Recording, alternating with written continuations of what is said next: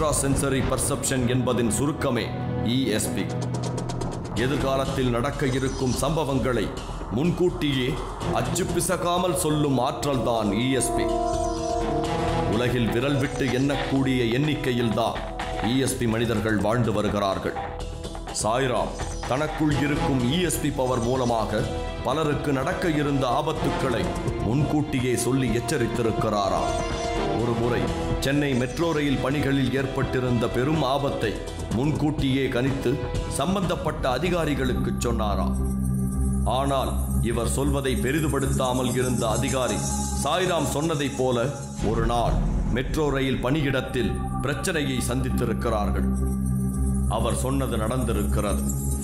பறக்கும் metro rail திட்டம் அப்படின்னும் போது எனக்கு ஒரு நல்ல நண்பர் அதில் வேலை செய்கிறவர் என்னை அடிக்கடி சந்திப்பார். அப்போ சொல்லும் போது மண்ணடியில் ஒரு விஷயம் நடந்ததை சொன்னேன், நடக்க போகிறத சொன்னேன். அதே மாதிரி அங்கே நடந்திருக்கு. அங்கே சுரங்கப்பாதையில் பிரச்சனைகள் வரும், இடிந்து விழும் அப்படின்னு சொல்லியிருக்கேன். அந்த சைமல்டேனியஸாக சொல்லும் போது நான் பார்த்த பத்திரிக்கை அப்படின்னு பார்க்கும்போது அண்ணா நகரில் இதே மாதிரி ஒரு வீடு டில்ட் ஆகிருக்குன்ற ஒரு விஷயத்தை பேப்பரில் பார்த்தேன். அதுக்கப்புறம் அதை சரி பண்ணிட்டாங்க அப்படின்னு கேள்விப்பட்டேன்.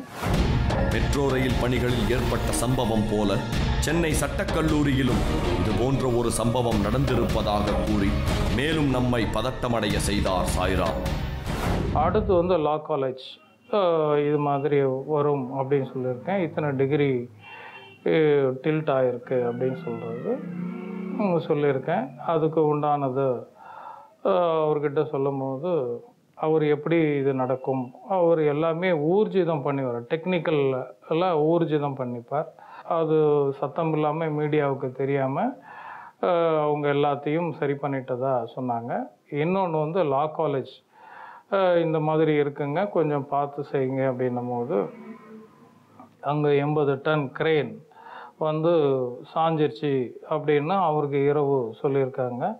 அப்புறம் அவர் சாமர்த்தியமாக அது கீழே இறக்கிட்டார். 80 டன் லா காலேஜ் மேலே விழுந்திருந்தால் லா காலேஜ் ஒன்றும் பண்ணியிருக்க முடியாது அப்படின்றது ஊர்ஜிதம். இவருக்குள் இருக்கும் ESP பவர் பற்றி தெரிந்து வைத்திருந்த கருணாநிதியின் மகனின் எதிர்காலம் பற்றி சொல்லி இருக்கிறார். அதில் அவரது மகன் ஒரு பாடகராக மாறுவார் என்று